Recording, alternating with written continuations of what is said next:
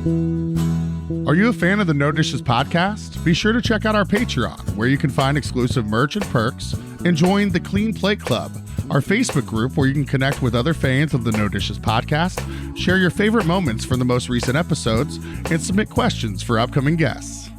Season 4 of the No Dishes podcast is brought to you by VisitBloomington.com. VisitBloomington.com is the best resource for restaurants and culinary information, special events, fun activities, places to stay, and more in our area. We share a similar mission here on the No Dishes podcast of highlighting local businesses and the people who make our community unique. We can't thank them enough for hopping on board. Check them out at visitbloomington.com to easily plan your next meal, visit, or night out on the town. Hey, say, honey, let's go out to eat. Relieve our culinary duties. With all these restaurants to sweep us off our feet, they're bound to turn us into foodies. No dishes, no dishes, no dishes. We'll have a bottle of wine, relax and have a good time. No dishes, no dishes.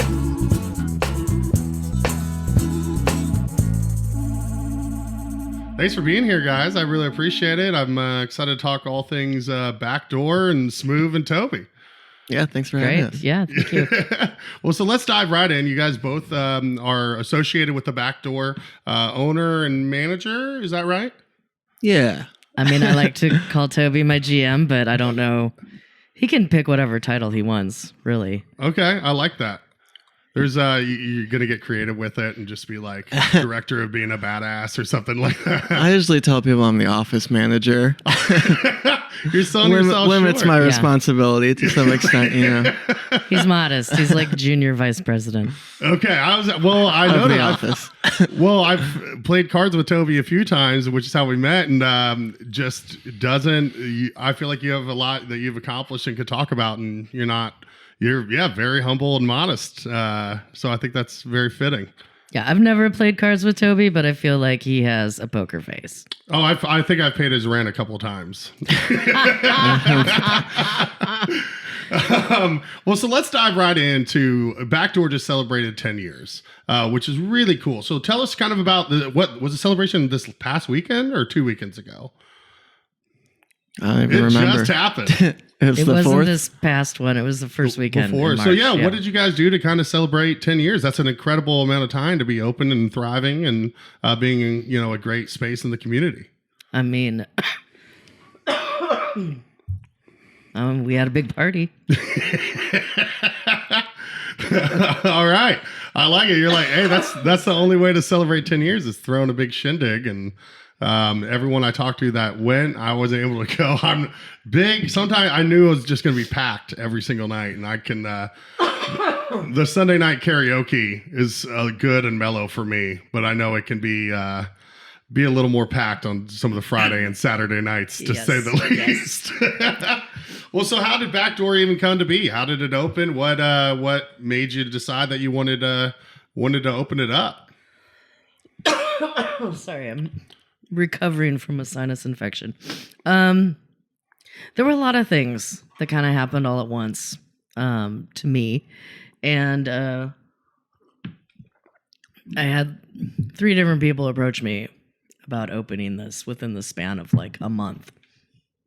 One was a friend of mine he and his boyfriend were dancing at one of the bars, and they had gotten like gay bashed, and he was like, we need our own space. And another friend of mine was like, my wife needs a place to dance. And then our landlord at the time was like, you should really open a gay bar in this space. So it happened. There you go. Was there overlap with when, I'm trying to remember, I think there was, if I recall correctly, some overlap between Backdoor and Uncle Lee's? Yeah, we were open about a year. There was about a year overlap. And we didn't want to like be the only bar. I mean, we planned a lot of our programming around what they were already doing. Right. So we weren't doing similar things on similar nights. And that sort of thing. But you know, I always thought there room for more than one in town. Absolutely. I'm sure there still is. I mean, because I'd gone to karaoke at Uncle E's before, but it just makes sense to have, like you said, people were coming up to you saying there is a need for, you know, a safe space, a space where people can feel like they're accepted and welcome downtown. That's walkable, you know. So that's awesome that you guys were able to fill that void. I mean, I think that was a big factor in our success was location. When it worked, so did you come up with the name The Back Door because of where it's located? I mean, to me, it's sort of a triple entendre, right? It is literally the back door of the building, number one. Number two, it's a gay bar called The Back Door. Yeah, of course. You know, obvious. Yeah, you draw your own conclusion. And then the third is that, you know, it's sort of a nod to like old school queer bars where you had to, like, it was in an alley and you had to know a password like to get in, you know, because you weren't trying to get raided by the cops and go to jail, you know. So it for me, it held, like, I mean, jokes aside, you know, but it had more meaning to it than that to me, which is, you know, I don't know, I guess, you know, because I put the money down, I got to make the decision. I don't think everybody was happy with that name, but we stuck with it. Yeah, I'm surprised to hear that. I would think that everyone would be. I mean, the name is good. I mean, I like it. Do you think some people didn't like it because they thought it was too forward? I mean, you know, I've heard that a lot over the years. Like, oh my God, you're not going to believe this. There's, you know, a queer bar in Indiana called The Back Door. Ha ha ha. Yeah. You know, but like it. I guess so it seems fairly tame as far as those things go. But I mean, like, I think our marketing guy Brick went on a trip. He was fantastic. Yeah, and he went on a trip to Florida and came back and was like, "There's some, you know, queer bar down there called like Roosters, or it was like a male strip club, or Flappers, or something. I don't even know. It was something like way worse." Yeah, okay. You're like, yeah, it made it not look so bad than The Back Door. Yeah, but I always, you know, figured out the first two pretty easily, but I didn't realize, you know, the third aspect of it, and so that's very interesting. I think that's cool how you're able to pay roots to those that have kind of paved, that's paved you know, the way. like pre-Stonewall, where you're like basically have to be in the know, you know.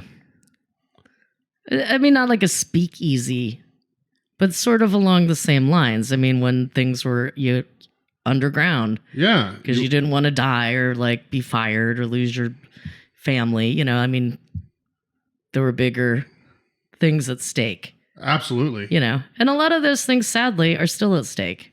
You know, I came out 30 years ago and I still can't believe I'm having to fight for the same shit that we were doing back then. Right. You know, and I had it way easier than the generation before me. And the generations before that, it was like, you did not talk about that. Yeah. Major strides have been made, but that doesn't mean there's still not many more to go. Plenty more to go. Yes. Yeah. Yeah. And a lot of it's not even in quiet anymore. You know, more last 10 years or so, people have been more emboldened to share their bigotry or homophobia or whatever it is. And they're coming hard for the, you know, BIPOC people and trans folks. And now they're coming after trans kids. I mean, can you pick your fight. You're like, it makes me so mad. You know, these guys are rich, old, white. Like, you got the money and the power. What are you doing going after a child? Why are you telling a child not to be who they want to be? Right. That's really effed up. Are we allowed to say that? Yeah, you can say whatever the hell you want. Yeah. Okay. I don't know how, like, you know, if FCC is listening or No. Yeah. We've tamed it down quite a bit. I used to drop a lot of F-bombs and GDs, and we've dialed it back, but there's technically no restrictions. And I think if there's a good time to pull that out, I think that would be a fitting one to really convey. Yeah, fuck those guys. Yeah, you know what I mean? To accurately convey your anger, you know? Man, well, it's great you guys are there and that you're still going strong and celebrating 10 years and again providing that space, and it's so much freaking fun there. Oh, thank It's just you. a good time, like I've had so many friends where they're not even necessarily identify as what the back door is there for, but it's there for everybody, but not. Well, we call it a queer bar. You don't have to be a homosexual to come in. Yeah. You just have to be like a decent person. Yeah, be respectful and just there to have a good time, and and you guys excel very much at it. I mean, you guys do. My favorite obviously is karaoke on Sundays, as I've mentioned, and it's so much fun. And then you have Mad Dog, who is such an incredible Tears DJ. it up. Yeah, so much. I feel bad one time. I was in there drunk and I was doing exactly what I hate when I DJ, is someone trying to tell me what songs to play. I think I had to text her the next day and be like, I'm sorry, I was that person. I think she's pretty good at ignoring people. Yeah, she was like that. like you. I mean, if you had tipped her out, $20 or something, she probably would have played your song. Oh yeah, no, she was very gracious and great with dealing with me, and we go back to where she DJ'd a Food Truck Friday at the old stand. Way back when she was kind of first getting going. And so it's crazy to see how much she's progressed, and she's doing shows in London and all over the place. All over the world. She's great. And then our friend Josh, who we met, does a Monday night trivia there. Monday night's I was just trivia there last night. Yeah, how'd you do? Our team, we were, I think, tied for like 4th place. Okay, that's respectable. So could have been 5th. I don't I was going to say tied for 4th out of 4. It's a tie. It's a tie. What was that? Do you come up with like funny team names? Okay, so I went with my cousins are in town right now visiting, and our moms are twins. So we were the twin spawn. The twin spawn? Yeah, twin spawn. Right. And then the team we were tied with was called Quiz Tina Aguilera. That's pretty good. I like that. And I think By Curious George might have won. They often win. Yeah. Then you have like what trivia in a bottle or something like that. Probably. I don't know. I was trying to think of a good Christina. Christina Aguilera. I liked that one. Yeah, that's really good. Garrett's cringing for me. What are some of the other things you guys got going on? We covered Monday and Sunday. What are some of the other events you guys are doing consistently throughout the week? Well, Wednesdays we have Open Stage, which is like a free variety show. I call it like a junior varsity squad. These are like newcomers and anybody who wants to like get on stage and do a number. We've had jugglers and hula hoopers and poetry reading folks and like, what's his name?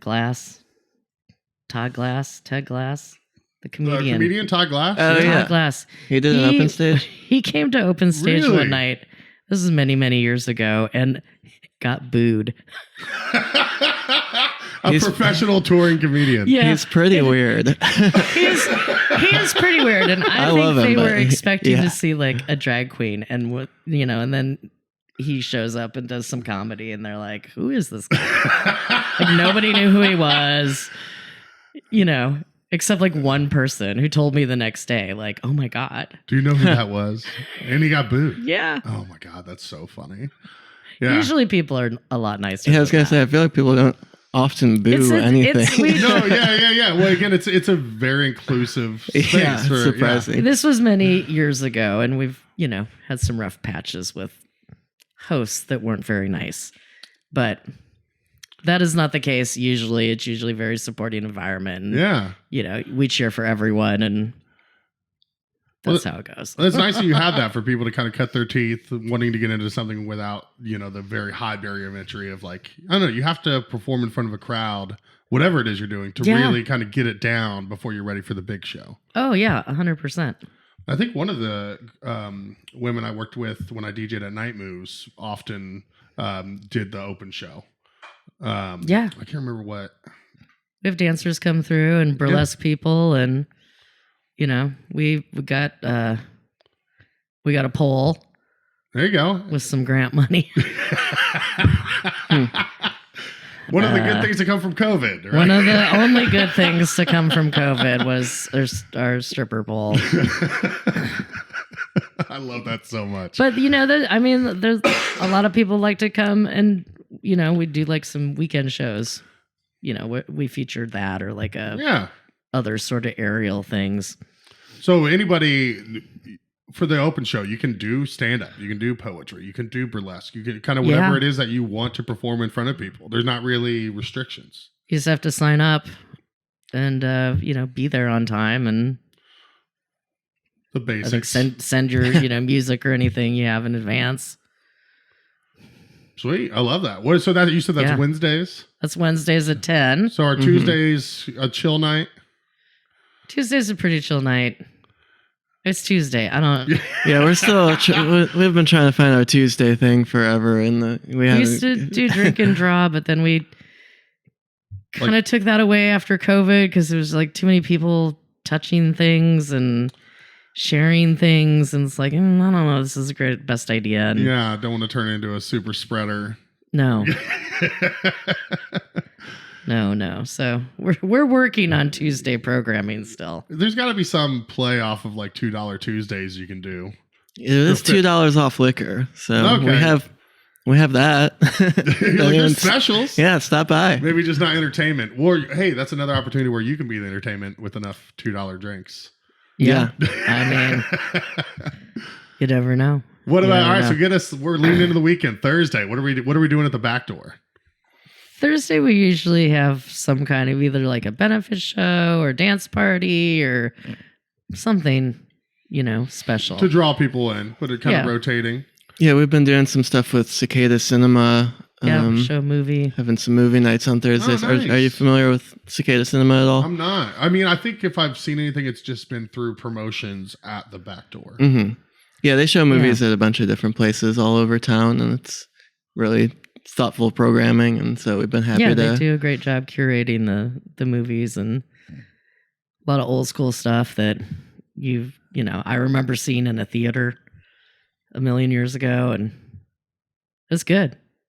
Hell yeah. Do you guys have like popcorn or anything for those nights? They have a machine that they bring usually. Oh, okay. So I was going to say you can't do movie night and not have like... That takes me back to like elementary school. They'd have like a movie night. Oh, yeah. And you could like... Everyone brought like their sleeping bags and you're like in the auditorium or something. And they're playing some movie that no parent complained about. I mean, also Indiana is one of the top popcorn producers in the country, so... It's true. Gotta rep your roots. Right? All right. Weekends are usually just DJs, I'm assuming. Friday, Saturday. Get Mad Dog in there on the ones and twos, or well, usually there might be a drag show or a burlesque show or something before the dance party, but usually a show and dance party, or just a dance party. Yeah, the times I have wandered in there on the weekends, the dance parties are always top notch. I would go there 10 times out of 10 over where younger me would go, like the Jungle or Dunkirk back when it was around, and that's those places. Yeah, I learned my lesson. Yeah. Excuse me. So, Toby, when did you come on with the back door? How long have you been there? Almost 2 years now. Yeah. How'd that come about? Were you looking for something and Smoove needed someone to fill in an upper management role? It's like post-COVID. I mean, right? like you mentioned, I used to own the Owlery and sold it in August of 2020. And then, I guess the following summer, 2021, I was kind of looking for something new, and kind of just reached out to Smoove to be like, what do you need? Do you need anything? I can, I have some experience. So I can kind of jump into if you just need someone to fill in or whatever. And then I think I said like, well, I like have experience doing inventory and QuickBooks and that kind of stuff. And she was kind of like, oh yeah, that would be helpful. So. Yeah. Your ears perked up a little bit. Well, it's always nice if you're not the only person at a place that knows how to do it. And then he's like, I like doing scheduling and payroll. I'm like, you are my hero. When can you start? Yeah. Right. Let's get you trained right now. Here's a blank check. Well, that's a perfect fit. I love that. I mean, it's obviously there has to be so many things that you already mentioned that translate from running the Owlery to, going over to a bar, payroll. Yeah. Inventory. Well, that was great. It freed up a lot of my time to focus on some other things. And then, we got the food truck, and Toby's been pretty instrumental in, making that happen. I'm glad you brought that up. So I've yet to have the opportunity to eat at the truck. So you have the patio, which is... First of all, she's called the Munch Box. Speaking of great names, yes, someone told me that, and I was like, dude, that's so genius. The Munch Box. Now, the food, they have creative names too, right? Because all the cocktails there have very creative names. I mean, I would like to work on... The food does not have creative names because I'm responsible for that. I would like to work on that maybe this year. You're like, I'm glad you brought that up. I've been meaning to talk to Toby about that. I mean, the food is great.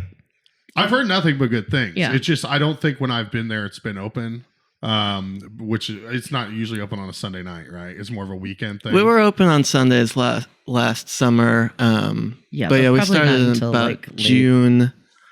Yeah, we started in June or July, and then we would keep it open like Thursdays through Mondays. But then if it was like really bad weather or something like that, if nobody's hanging out outside, it's not always like you don't want to be out there. So was that part of how long has that been in the works? Because obviously, I think Gimme Some Mo used to set up back back there. For a minute or he when would was set in town. up in front of Atlas a lot of times, and the kebab guy used to. Hamid Doner Kebab. Was it him? There was another guy. Kebab on Wheels, Shafiq. I think it was that guy. Or was it Mehdi, the original Euro truck? It might have been the original one. The white truck. Now this is going back like way back. You want to talk food trucks? Let's talk. I mean, I can remember when we first opened. I feel like King Dough, like before they had a store, like a retail space, like the old truck bed. Yeah.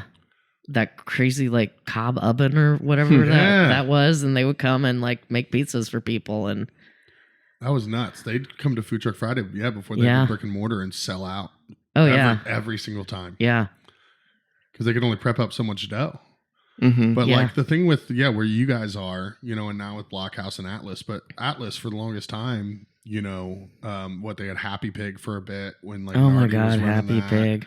But like that's always been a thing where Dave recognized or whoever, like you need food there to keep people from walking to get food and then going somewhere else. If you have food there, they're just going to stay and continue to spend more money at your establishment, and it's just a good thing to offer. It's part of the experience of being down in that little block. Mm-hmm. Yeah, this is very true. So when was it that you decided, okay, we're going to take this into our own hands and we're going to have our own food thing? Did we decide on? I feel like it just kind of happened. I was going to say, I think I just got a text from Smoove that said I bought this. That is probably what happened. Yeah. Well, that's how all great things start. It's like, I bought this, now I need you to do something with it. So when did the Munch... I'm trying to keep it straight. No, I did. I found it on like Craigslist or something. Some guy up in Wisconsin was like, I'm selling this. Were you it's actively only a year or looking for two it? old. Yeah, I was actively looking for one, and it was, a better deal to buy one that's slightly used than to get, to have to start from scratch with like an old camper. I mean, that's what I was originally looking at. I'm like, this is going to be a lot of work. Right. Do something like, that retro camper, that bees? Yeah, something like that. Or like, also just something that would fit through the fence. It's a good guideline. So there were some restrictions there.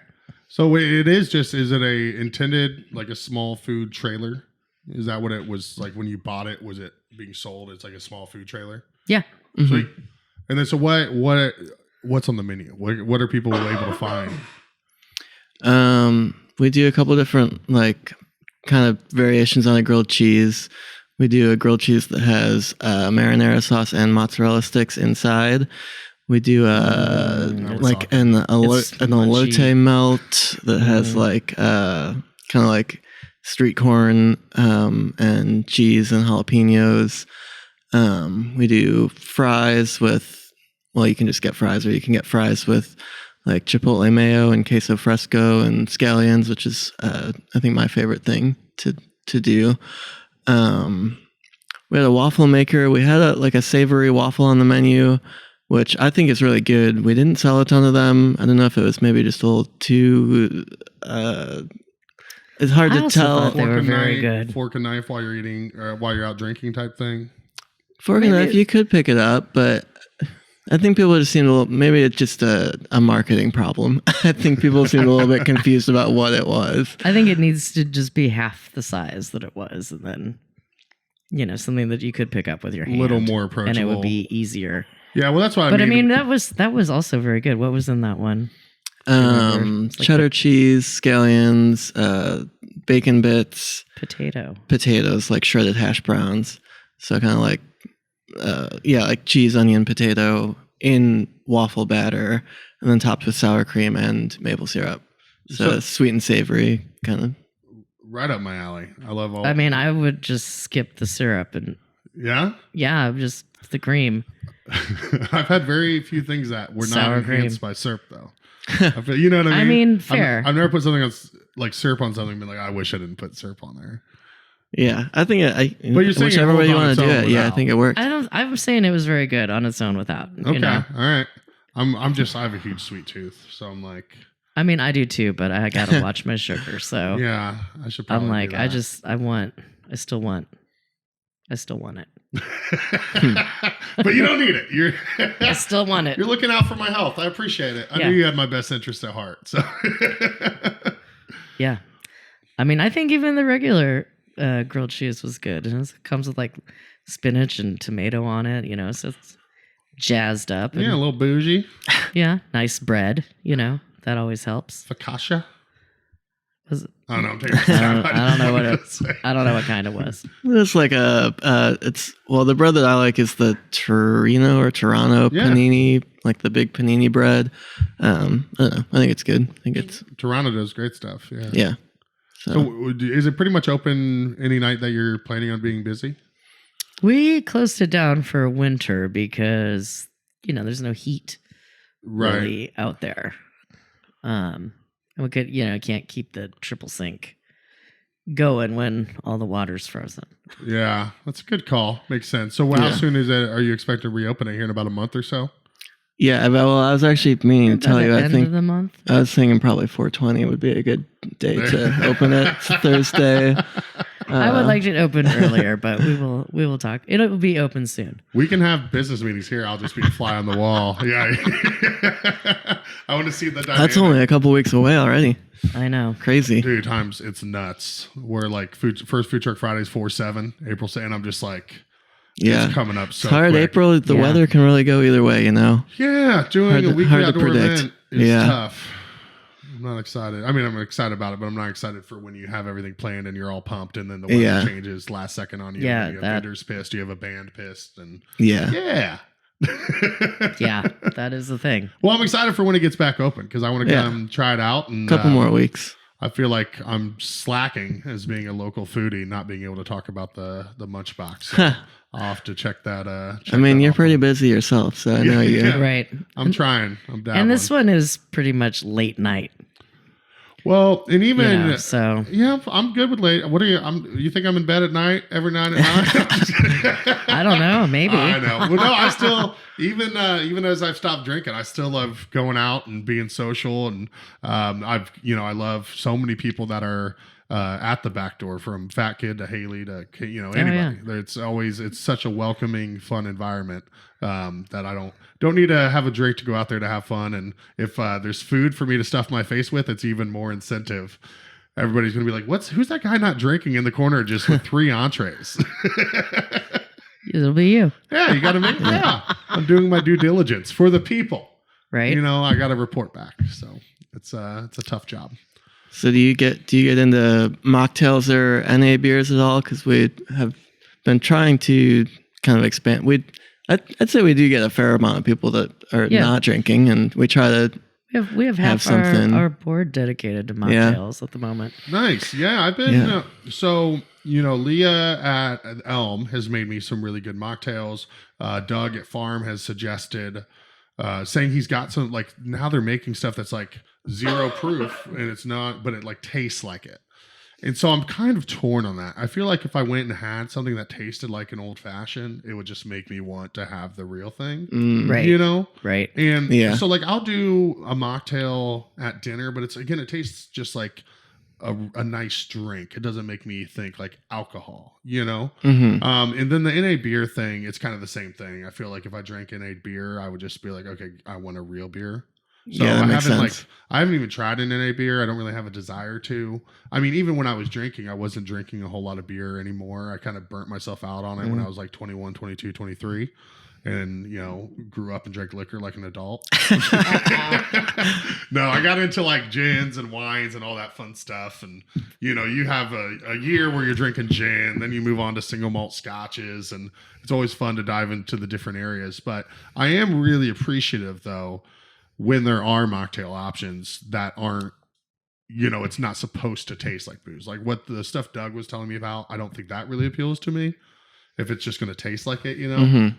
But if it's just like, you have a nice drink that I can order that's not alcoholic, I love that. That's awesome. It's really nice to have that option because I get burnt out on doing a water everywhere or a cranberry or a pineapple juice because that's pretty much what I've been doing.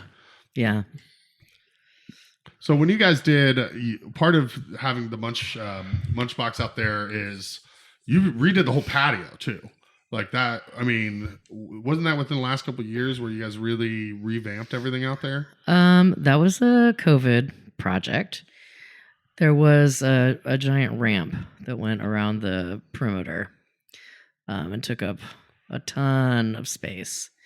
And it was also starting to rot. And we discovered when we demolished it that none of those posts had been like set. They're sitting on dirt. They weren't like set into the ground. I'm That's like, well, safe. that's a disaster waiting to happen. Like, anyway. A dark time. Yeah, you don't want to talk about it.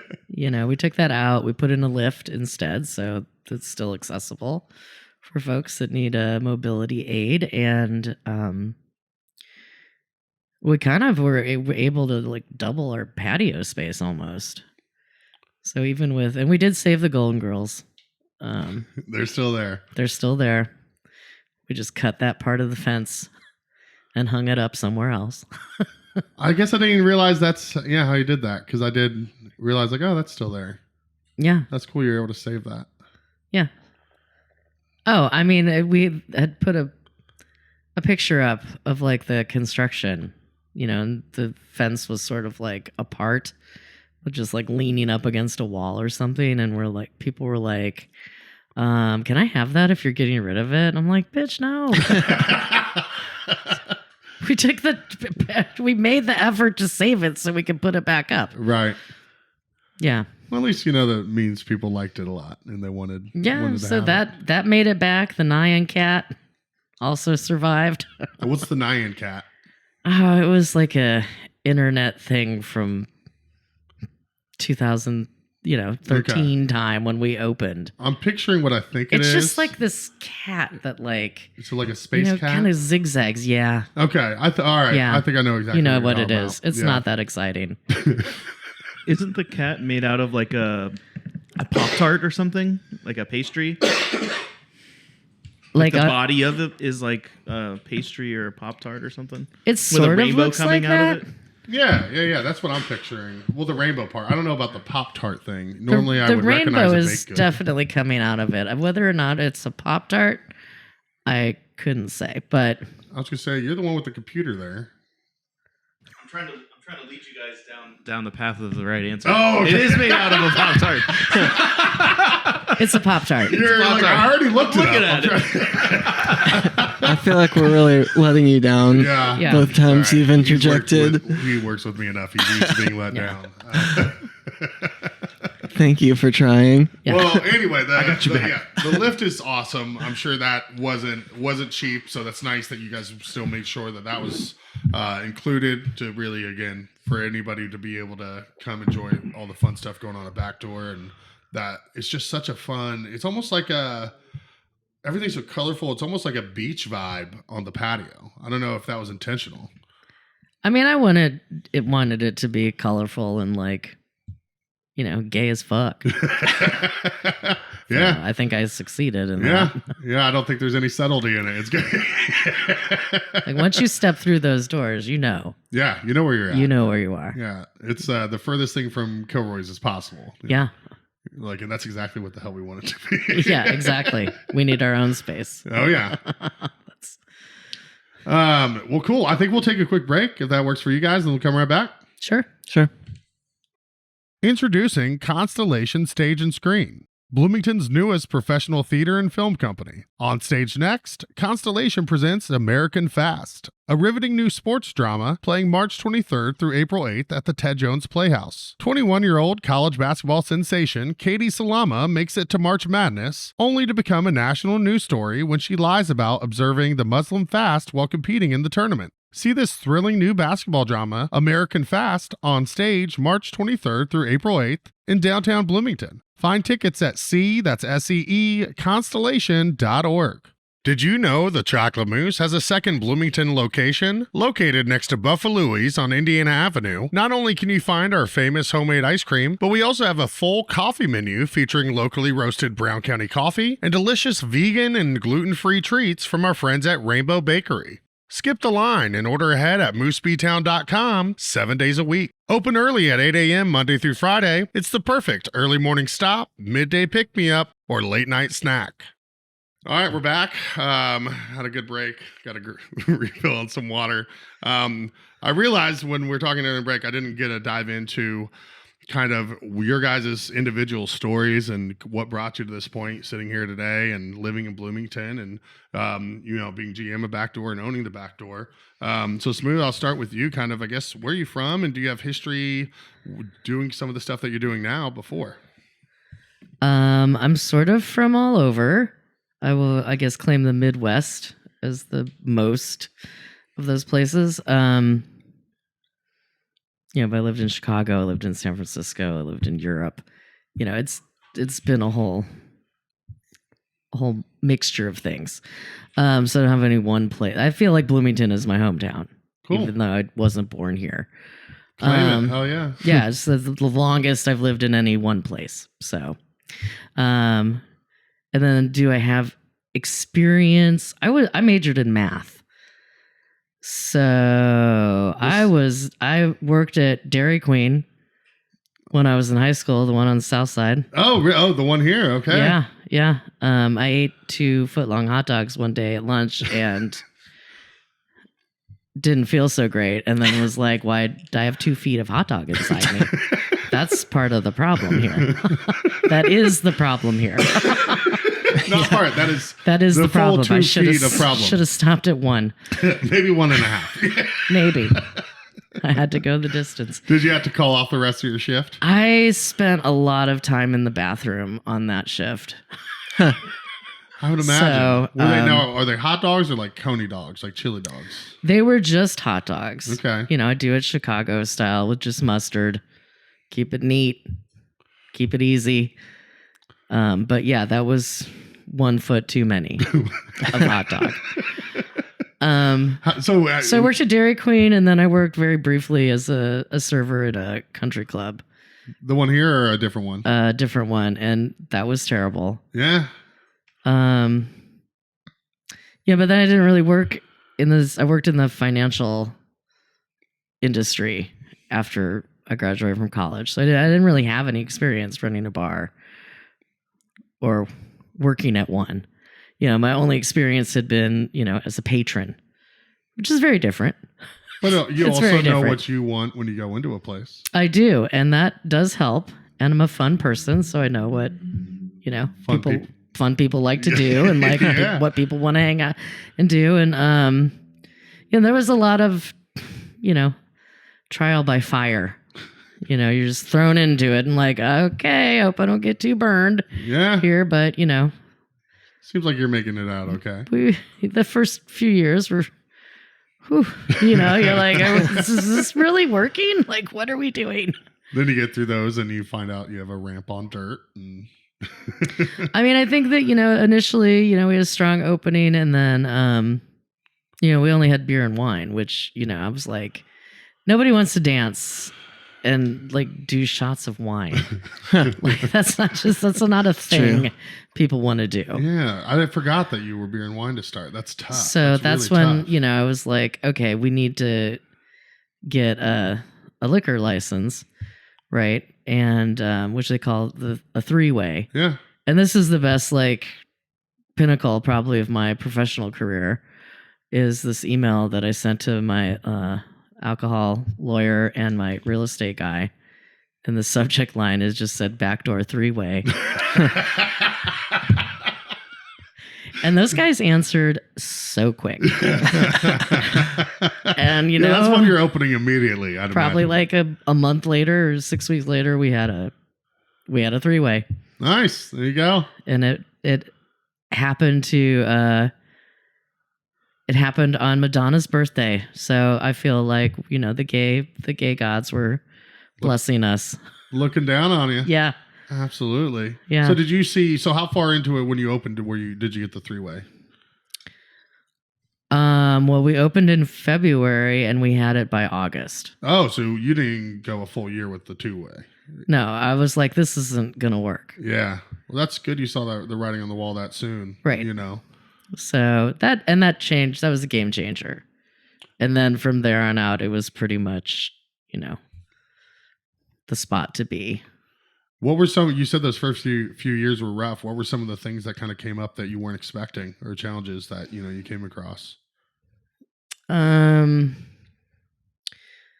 one of our partners quit before we even opened, and he was the guy doing all the GM kind of stuff, and so I had to step in and learn how to do that really fast. You know, while I was still working full time for IU. So that was a lot. And then another one of our partners, how should I say this? Had some medical issues that, you know, were not in line or not, you know, that were like, you can't be here.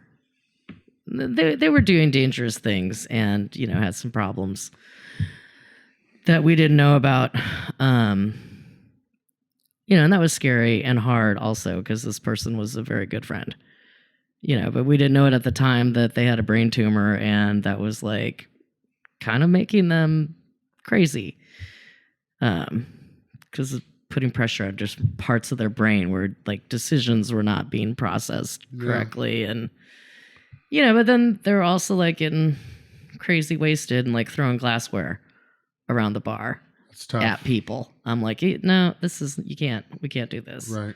So there was a lot of, I guess, personal drama as well as business drama around that. But then Nikki stepped up and we got a handle on things and we got our three-way and we turned it around. So.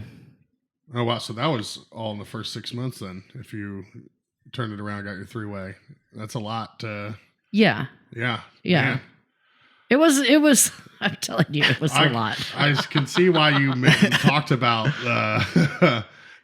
those early times, like you had seen a ghost initially. Well, I mean, it was hard because, you know, this guy was doing a lot and, you know, we had our opening night and then he was like disappeared for 3 weeks.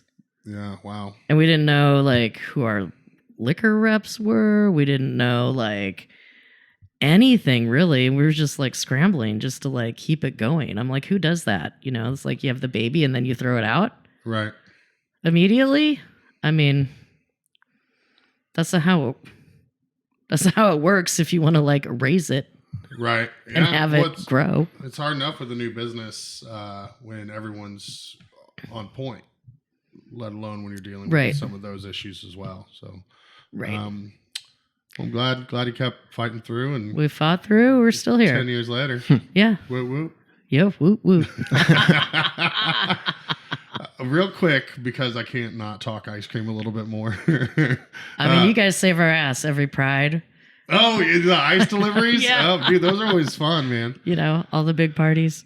Yeah, bringing over, what, like 1,000 pounds of ice? It's a stupid amount, yes. Trying to drive the truck through that alley with just hordes of people. And I'm like, I'm not an asshole. I'm coming. I'm bringing things so you can get drinks. Right, Yeah. right. They need to understand that.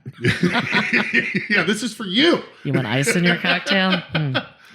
Move. Well, I was going to talk Dairy Queen just real quick. Obviously, Oh, I'm okay. not going back to the hot dogs. Don't worry. Okay, thank you. But you said you worked there through high school. Was Yeah. that like all high school, a couple years, a summer? How long of a stint were you there for? I worked 2 like seasons. Oh, okay. Yeah, so a couple summers, probably the later years of Yeah. high school. Yeah. So you said you bounced around, but you worked at the Bloomington Dairy Queen in high school. So were Yeah. you bounced around, but you were in Bloomington at least during some of maybe the formative years, like high school years? Yeah, I was here for high school, except for 1 year when we were in Germany, and then I went to IU after that. So yeah, so Bloomington Yeah. definitely does seem like a good place to call home then. Oh, yeah. And then how long have you been here now on this stint? So then I graduated and moved away, and then I came back, and I've been here like 16 or 17 years now. Oh wow, yeah. 15? Let me think about this. 2005. So yeah. 17 years. Yeah. 100% qualifies as home. Yeah. I agree. I feel like I can even claim townie status. Like, Oh, absolutely. Well, the one we've talked about it before. I thought when I hit 10 years, I could claim townie status, and people were like, "Oh, well, you didn't go to high school here, so you can't get it." oh, well, that's So, stupid. Yeah, thank you. I'm glad to have a townie on my back on that. Yeah, Someone that did attend high school here. I did it. I went to Bloomington South. You Go know, Panthers. and- Yeah. Another whoop whoop. Toby, how about you, man? I'm from outside of Chicago, and I've been here for like 13 or 14 years now. 13 years. Yeah, I worked in my first food job was at Jimmy John's, doing bike delivery.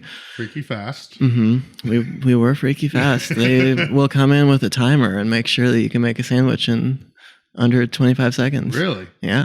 What about like on a bike? Do they time you on a bike delivery? You have like a TV screen that like the deliveries will pop up and then like start counting, the minutes to how long it takes. I will say our delivery range was very small, like probably about a mile radius. So you can get there in Chicago on your bike pretty quick. Yeah. Some good cardio too. Yeah, it was It's fine. fun faster than having to park and like. Yeah. I mean, some of our deliveries would literally be like a block away, and I'd be like, well, I'm just going to walk for this one. Yeah, this lazy SOB. Gonna come get it themselves.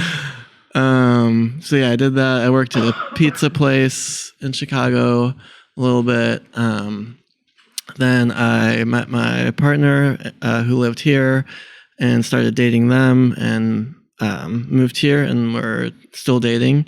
And I worked at Blooming Foods a little bit.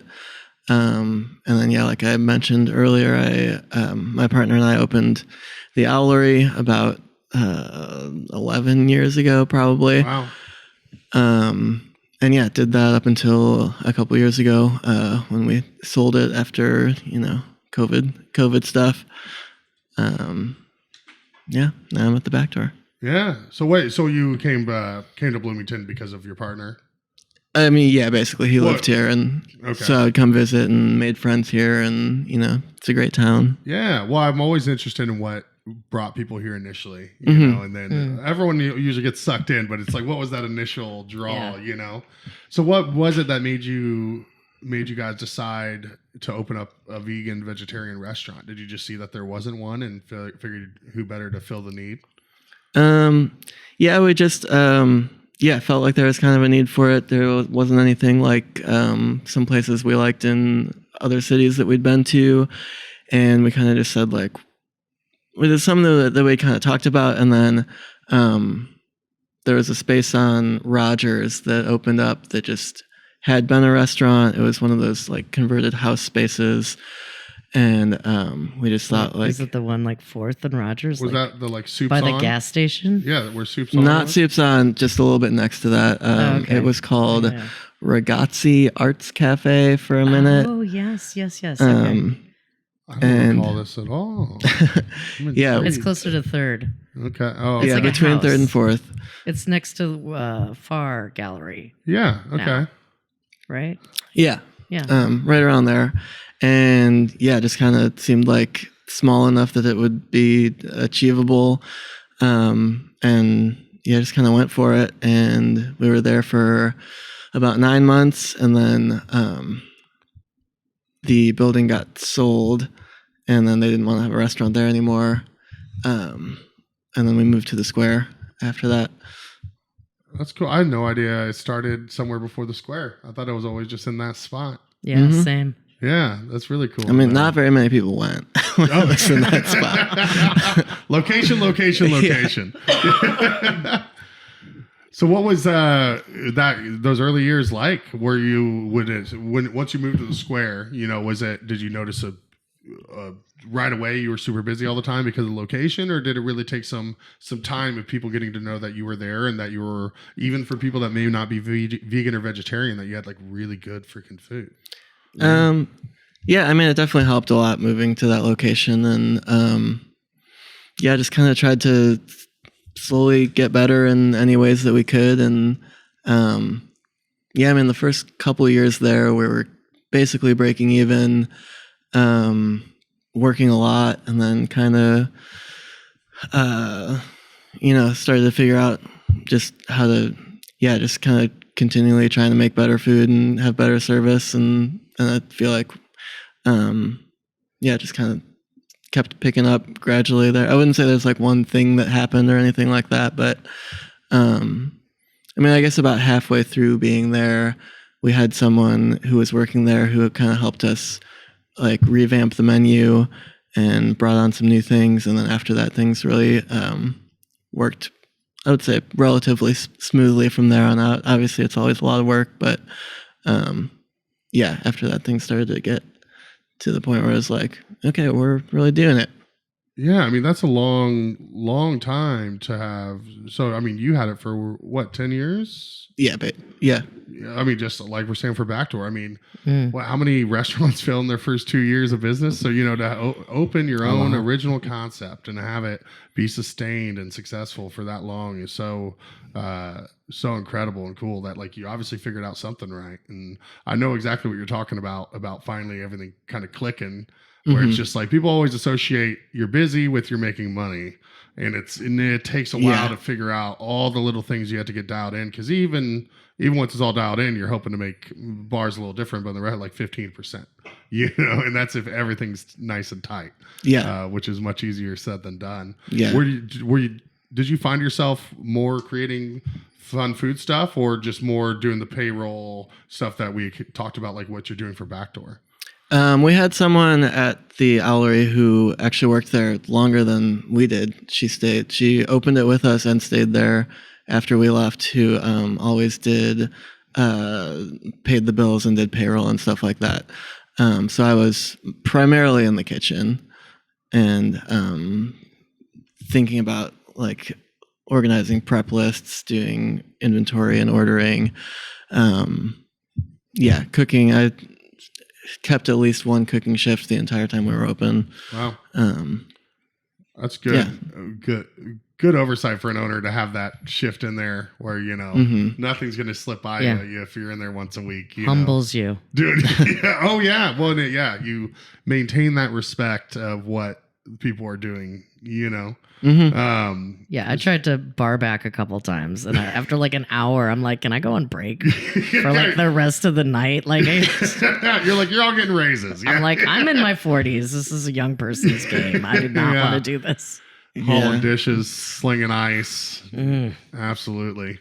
What was one last thing I want to touch is like, what was the menu item that people resonated with the most, or that you were the most like proud of? Like that was the Owlery like signature.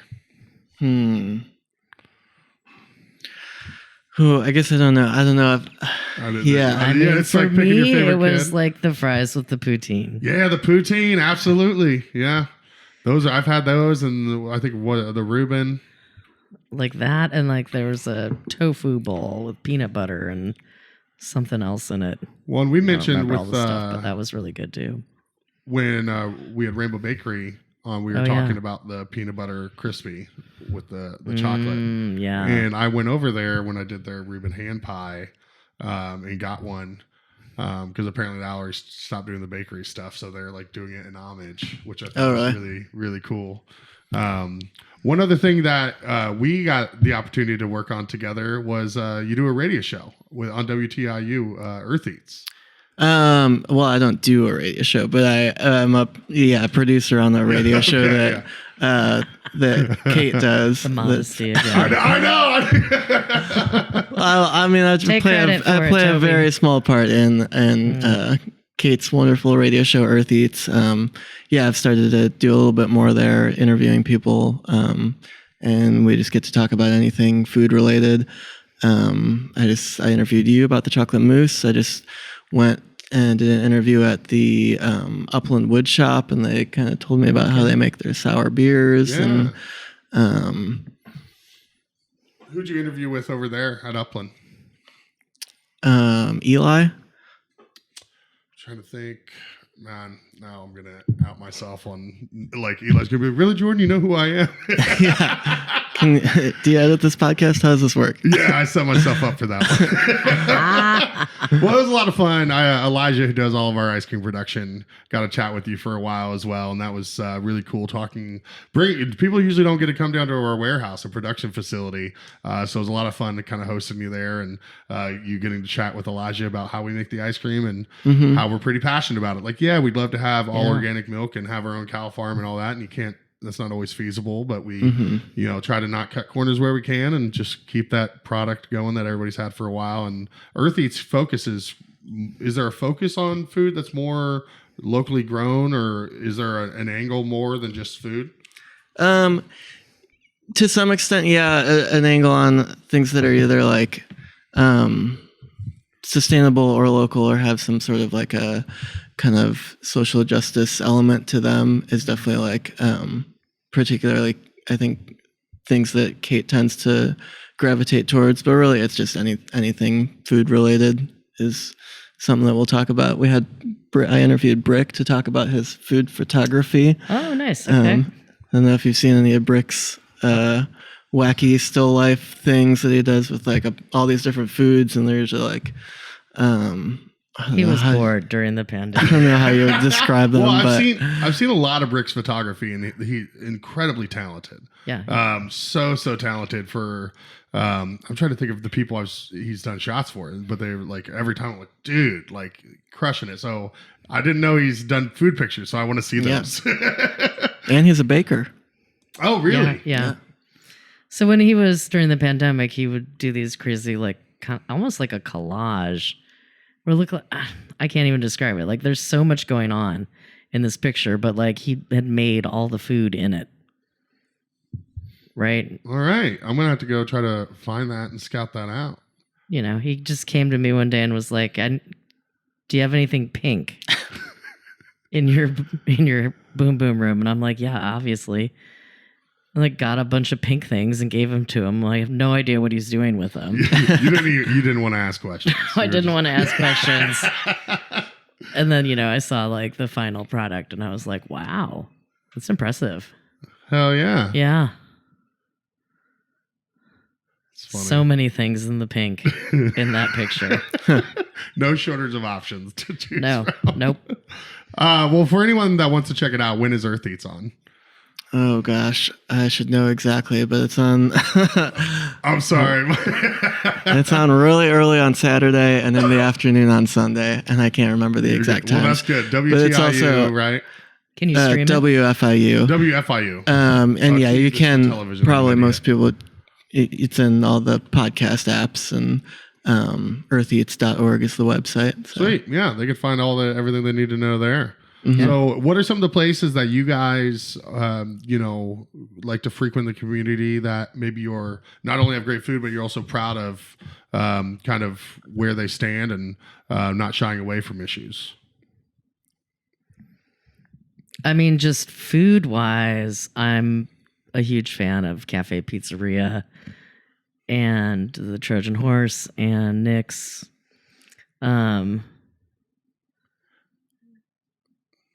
Like right now. Now, where they stand on issues, a lot of places don't get political. Right. Yeah, it's hard to know. I don't like Farm because that guy's kind of racist. When he had this south of the border omelet when Trump was putting families in cages, and separating kids from their parents, not cute, dude. No. And when he had the soul food menu for MLK Day and it was literally fried chicken and watermelon, fuck that noise. I will not go to that place. I will not give that guy any of my money. So there's a place I hate because of what they do. Yeah, those seem like some very valid reasons. That's I forgot about. I don't know if I knew about the soul food menu, but I did hear about the border wall omelet or whatever it was, because I think I had a friend that was working there at the time that was like, all right, I'm out when that happened. It's just gross. It makes me feel gross. I'm like, why would I give that person money? Right. There's so many great ethnic restaurants. I love our Thai food here. I was sad when Essen Thai closed, but my Thai is still one of my faves. I like Bangkok on the east side's really good. Is it? Yeah, very good. And then Bloomington on the square. Okay, I haven't tried that one yet, really but I want to. Yeah, that's really good.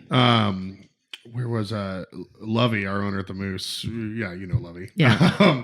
Isan Thai was by far his favorite, so he was wrecked when they closed. Yeah, that was a sad day. Yeah, they would come out too when we did Food Truck Village for Lotus on Kirkwood.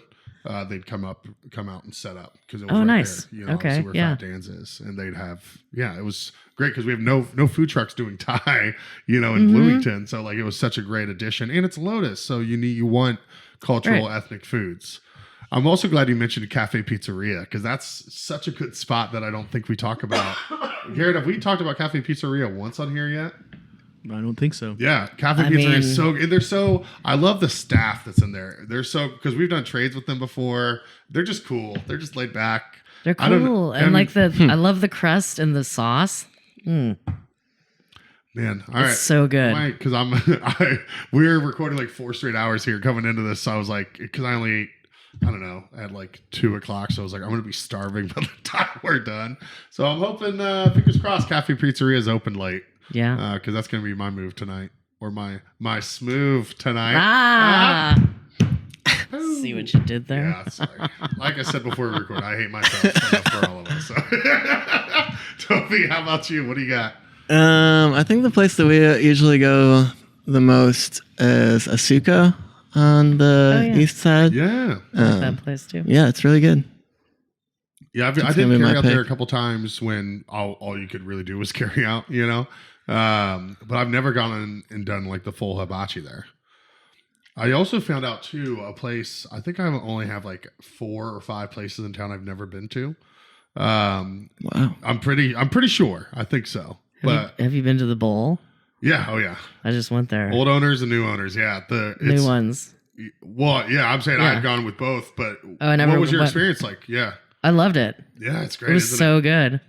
Do you see how we had a seafood pancake and wings? So much food. Oh my god. They're but delicious. The person in there she's younger and she's really doing a ton of social media stuff, and you could tell they're trying. She was talking to me about how they're trying to make it they're going to be open till 2 a.m. And they're putting in these grills and the tabletop cooking things that's going to be a hot spot. Yeah. Which is real cool. So much better than the Burger King that used to be there.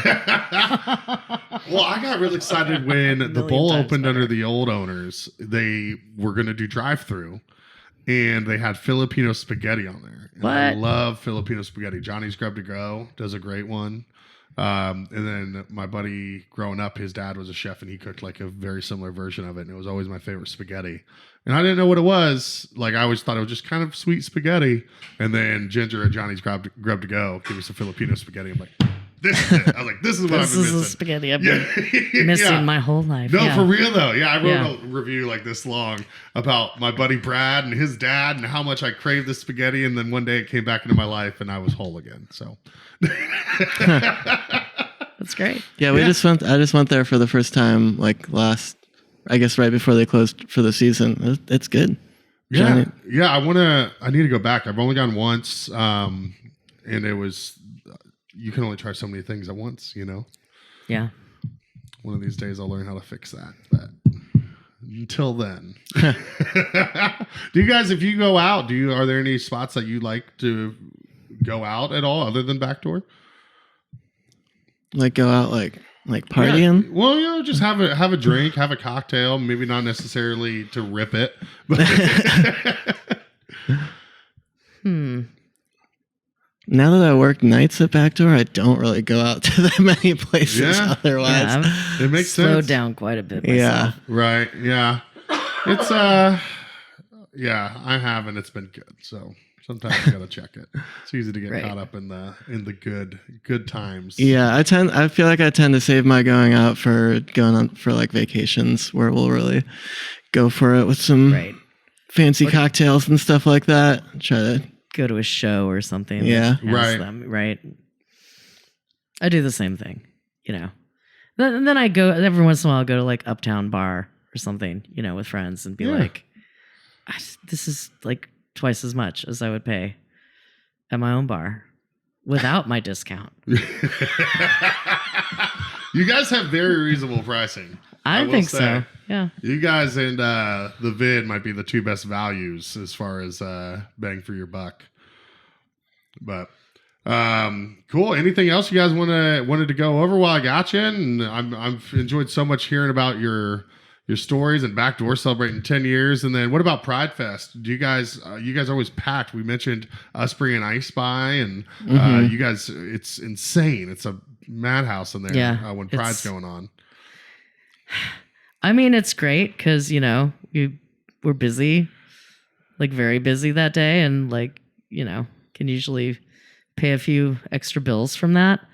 But it also sucks because it's Pride, and like, you know, sometimes I just want to celebrate Pride, right, and not have to do anything. And I'm almost to that point, but you know, Toby isn't. Right. Yeah, I like having a job at a party though. He does like being busy. Yeah, well, so, nice. I like it. But you know, I like going out on the street and like being on Kirkwood. Yeah, just celebrating. Goodwill ambassador for the gay community. Hell yeah! Well, it's one of the reasons I like doing bingo is even though everyone else is partying and having a good time around me, I'm getting paid to be there, and it's like I could feed off those vibes.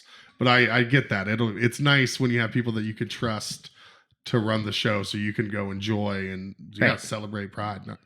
Obviously, bingo, I'm not making a direct correlation with bingo with that. It's a little different. But from the working while people are partying standpoint, it's a good time. Well, thank you guys so much. It's been fun sitting down and chatting with you. Yeah, thank you. I'm sure I'll be coming over to sing some Bill Withers soon. Oh, nice. Sounds good. Okay. We'll see you then. Yeah. Bye. See ya. Thanks for joining us in the latest episode of the No Dishes podcast. Do you like what you heard? Be sure to write a review, rate us, subscribe, like, whatever it is that you do to show your support. We really appreciate it. Until next time, be sure to keep those hands dry.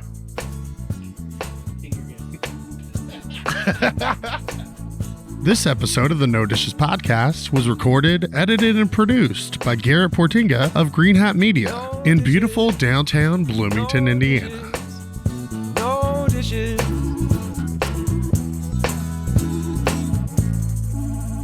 Season 4 of the No Dishes podcast is brought to you by VisitBloomington.com. VisitBloomington.com is the best resource for restaurants and culinary information, special events, fun activities, places to stay, and more in our area. We share a similar mission here on the No Dishes podcast of highlighting local businesses and the people who make our community unique. We can't thank them enough for hopping on board. Check them out at visitbloomington.com to easily plan your next meal, visit, or night out on the town. No Dishes Media. No Dishes Media.